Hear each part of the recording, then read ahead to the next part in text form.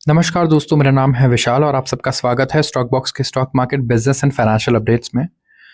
यहाँ मैं 10 से 15 मिनट लूँगा आपका टाइम एंड मैं यहाँ डिस्कस करूँगा दुनिया भर के सबसे इम्पॉर्टेंट न्यूज़ को पिक करके आपके लिए सिर्फ फाइनेंशियल न्यूज़ लेकर आऊँगा। सो आपको अगर इंटरेस्ट है कि कोई भी ऐसी चीज़ हो रही है दुनिया में जो आपके बेसिकली फाइनेंसेस को इम्पैक्ट कर सकती है, जैसे कि आपके खर्चे बढ़ सकते हैं, चाहे वो ईएमआई हो, चाहे वैसे खर्चा हो, या इनकम बढ़ सकता है, घट सकता है, ग्रोथ पे फ़र्क पड़ सकता है, या पोर्टफोलियो जो है इन्वेस्टमेंट का उस पे फ़र्क पड़ सकता है। इन चीज़ों को कवर करने वाला जितना भी इम्पोर्टेंट इवेंट है, इकोनॉमिक हो, कुछ भी हो, यहाँ पे मैं लेकर आऊँगा, डिस्कस करूँगा, एनालाइज भी करूँगा और क्रिस्प तरीके से बिल्कुल उसे आपको समझ में आ जाएगा। एंड अगर ऐसा कुछ पसंद है आपको तो आप चैनल को अभी सब्सक्राइब कर लीजिए एंड वीडियो को लाइक भी कर लीजिए। एंड मैं शुरुआत करूँगा पहले आर्टिकल से एंड कमेंट सेक्शन में ज़रूर आप इंटरेक्ट कीजिएगा। मैं कुछ सवाल भी पूछूंगा पुराने वीडियो से, so try to revise it, recall करने की कोशिश कीजिए। कोई फ़ायदा नहीं है कुछ सीख के अगर आप नेक्स्ट डे भूल जाने वाले हो उसे। सो प्लीज़ आप इस वीडियो में जो क्वेश्चंस हैं उन्हें आंसर करने की कोशिश कीजिएगा।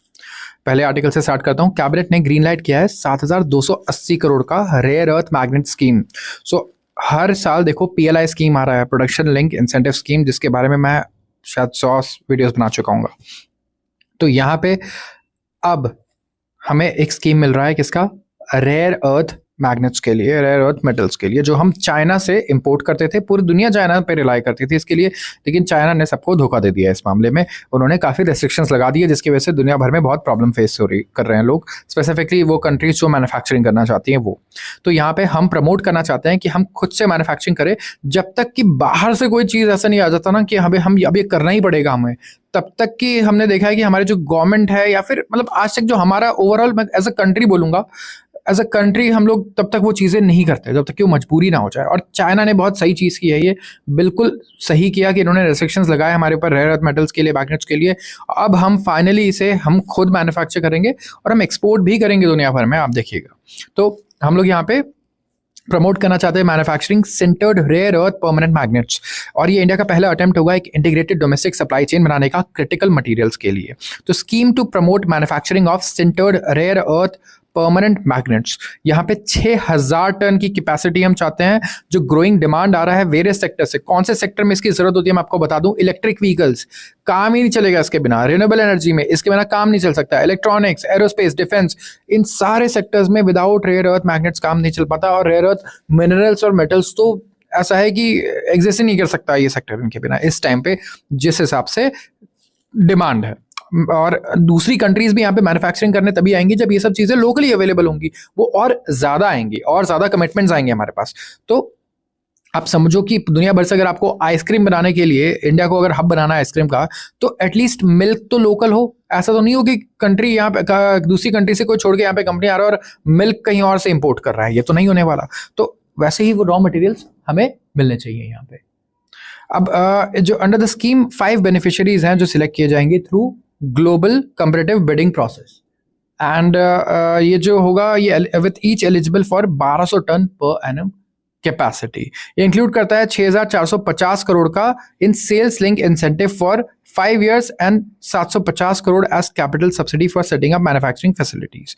तो स्कीम है, इन्वेस्टमेंट मैग्नेट है, एंड यहाँ पे लेट्स सी कि कौन सी कंपनीज हैं जो इस स्कीम में इंटरेस्टेड होंगी, कौन कौन अप्लाई करती हैं। जरूर आप नजर रखना, because this is going to be a big edge किसी भी कंपनी के लिए अगर वो इसमें हिस्सा लेती है एंड वो सक्सेसफुली ये काम कर पाती है। अगले आर्टिकल पे आता हूं। एप्पल पे रिस्क है $38 बिलियन के पेनल्टी का। अगर कंपटीशन कमीशन ऑफ इंडिया ने जो रूल अभी चेंज किया है, अगर ये सही में इस पे अप्लाई हो गया तो $38 बिलियन तक का इसके ऊपर क्या लग सकता है, पेनल्टी लग सकती है। $38 बिलियन आप सोच रहे हैं कितना होता है? लाखों करोड़ की यहाँ पे बात हो रही है। $1 बिलियन मतलब इस टाइम पे मान लीजिए 9,000 करोड़। सो यहाँ पे करीब करीब 3.5 लाख करोड़ की पेनल्टी लग सकती है एप्पल पे। अब हुआ ये कि एप्पल आईफोन मेकर एप्पल ने कहा दिल्ली हाई कोर्ट को कि जो कंपटीशन कमीशन ऑफ इंडिया ने एक लॉ अमेंड किया है जिसमें पेनल्टीज जो है वो कंपनी के ग्लोबल टर्नओवर पे कैलकुलेट हो सकती हैं। अब होगा क्या कि आप इंडिया स्पेसिफिक रेवेन्यू पे लगाते हो तो बात है, लेकिन आप ग्लोबल पे कर रहे हो तो पेनल्टी जो है $38 बिलियन तक हो जाएगी हमारी ग्लोबल पेनल्टी, क्योंकि रेवेन्यू बहुत ज़्यादा है। और जो ग्लोबल टेक्नोलॉजी मेजर है ये कोर्ट में गए और चैलेंज किया उन्होंने इस प्रोविजन को। जो फर्म है उसने डिस्प्यूट किया है कि रेट्रोस्पेक्टिव क्लॉज जो है ये डायरेक्टेड है, सॉरी, यहाँ पे जो रेट्रोस्पेक्टिव क्लॉज है कंपटीशन कमीशन ऑफ इंडिया ने मार्च में यहाँ पे डायरेक्ट किया था कंपनी को कि ऑडिटेड फाइनेंशियल स्टेटमेंट्स दे वो फाइनेंशियल ईयर 2022, 23 और 24 के। तो एप्लीकेंट का जो मैक्सिमम पेनल्टी एक्सपोजर है वो है 10% of applicants average global turnover, जो $38 बिलियन होगा। तो इस तरीके की चीजें जो है ये कहीं ना कहीं बहुत आर्बिटरी है, बिल्कुल इरेशनल है और ग्रॉसली डिसप्रपोर्शनेट है। तो कहीं ना कहीं ये कॉन्स्टिट्यूशन के जो आर्टिकल्स हैं 14 और 21 ये इसका उल्लंघन करते हैं। तो कंपनी ने आर्ग्यू किया है कि इनका कोई जुरिस्डिक्शन भी नहीं है इनके ग्लोबल टर्नओवर पे, क्योंकि ये इंडिया से अक्रू ही नहीं कर रहा है। हम आयरलैंड से क्या कमा रहे हैं, चाइना से जो कमा रहे हैं, यूएस में हम बेच कर जो कमा रहे हैं, उसका पेनल्टी हम इंडिया में क्यों देंगे? इनका सिंपल लॉजिक ये है। तो वी हैव टू सी कि क्या होता है इसमें आगे आगे थोड़ा बहुत ऐसी डिटेल में चीज़ें हैं, बट और भी मल्टीनेशनल कंपनीज होंगी मुझे लगता है जिन्हें कहीं ना कहीं ये फेस करना पड़ेगा challenge. And we have to see कि कंपटीशन कमीशन ऑफ इंडिया यहाँ पे अमेंडमेंट्स लाता है और हाई कोर्ट यहाँ पे क्या इसका रिप्लाई देती है। अगले आर्टिकल का बात करूंगा और यह है इन्वेस्टमेंट वालों के लिए। जितने लोगों ने इन्वेस्टमेंट किया हुआ है इस टाइम पे मार्केट लाइफ हाई पे है, निफ्टी और बैंक निफ्टी और सारे इंडेक्स लाइफ हाई पे पहुंच गए हैं ऑलमोस्ट, बड़े बड़े इंडेक्स जो हैं। बट आप देखो कि पोर्टफोलियो लोगों का काफी डाउन चल रहा है, जो मिड कैप और स्मॉल कैप्स में इन्वेस्टेड है स्पेसिफिकली, या फिर दूसरे लार्ज कैप वाले भी। तो लेकिन यहाँ पे हो क्या रहा है मैं आपको बता दूं, परफॉर्मेंस एक्चुअली उनकी ही अच्छी है। जो नॉन निफ्टी कंपनीज हैं उनका प्रॉफिट इंजन बहुत अच्छा चल रहा है और जो इंडेक्स वाली कंपनीज है उनसे बहुत बेटर है।